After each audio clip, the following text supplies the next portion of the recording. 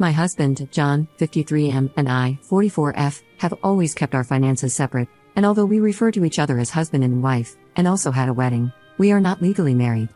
This was primarily for inheritance purposes because we each have older children from previous relationships. For a while now, John has been getting angrier over little things and generally becoming moody and distant. I finally had enough and approached him about separation, and this conversation led to a big blowout, with him revealing the state of his finances. Basically, John revealed that he had basically no savings left. All the money he had saved for retirement and his kids' schooling was gone. Furthermore, he said it was all my fault since he used up all his savings trying to keep up with my lifestyle. There were never any crazy bills or anything like that, and we always split everything equally. The house we live in, I own outright, so there wasn't a mortgage payment. However, I have always liked to travel a lot on fairly extravagant vacations. I would invite John and his children to join on trips, but never made them feel like they had to come. That said, he was expected to pay for himself and for his kids. Except recently, he accepted every invitation.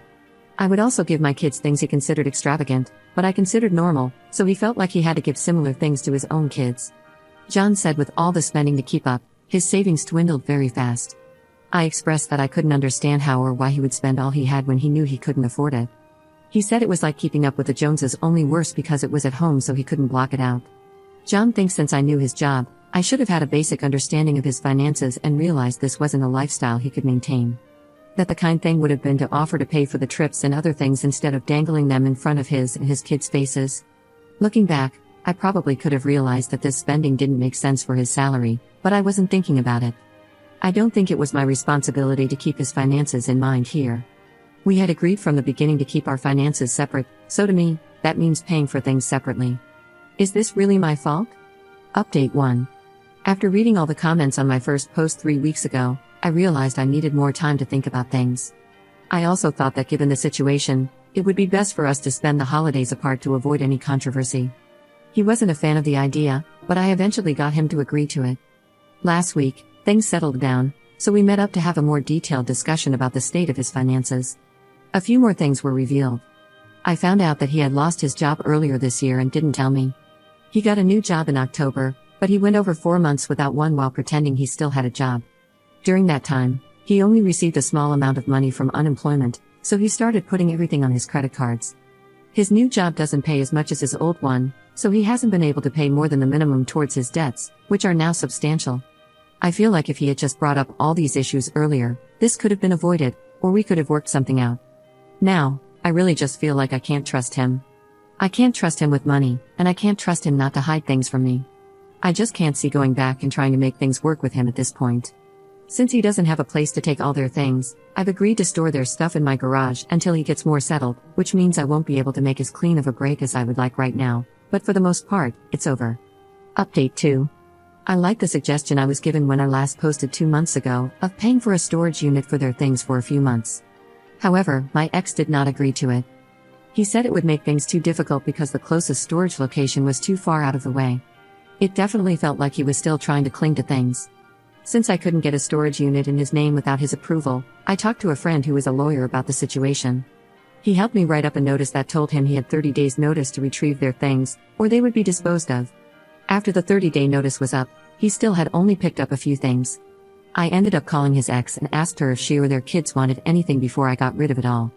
Well, they had been left in the complete dark about our relationship being over. My ex had been lying to them, saying I was sick, and then he was sick with COVID, and that's why they hadn't been able to come over. I was not at all surprised at this point. I figured she didn't know about the rest of it either and told her. She is livid, especially about the money for their kids' education since it was part of their divorce agreement. Anyway, the kids all got what they wanted, and I had a charity come and pick up the rest.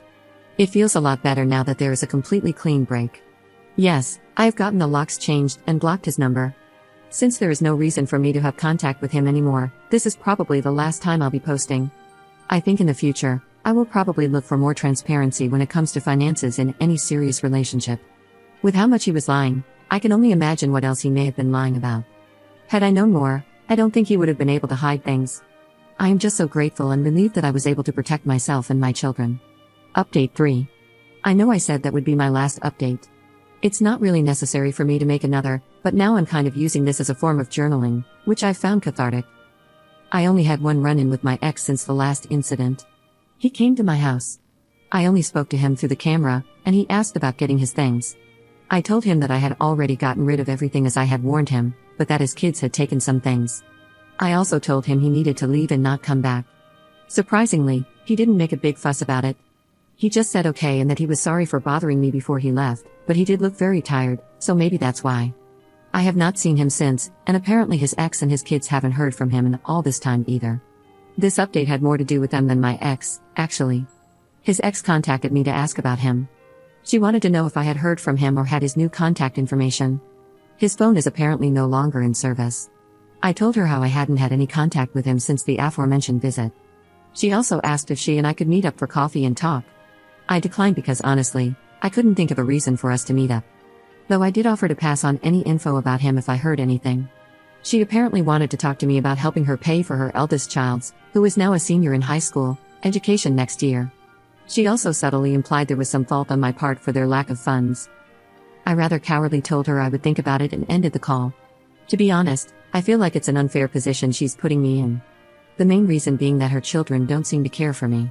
We got along all right while I was with their dad, however, since I ended things with him, it has been complete silence from them. I did try to reach out to them to see if they were okay, and they never responded. Even when they came over to get their things, they ignored me and my youngest. However, I did get a message after the call with their mom about how she missed me. The timing though just makes it seem sort of like manipulation to get money out of me. Since then, I have blocked all of them.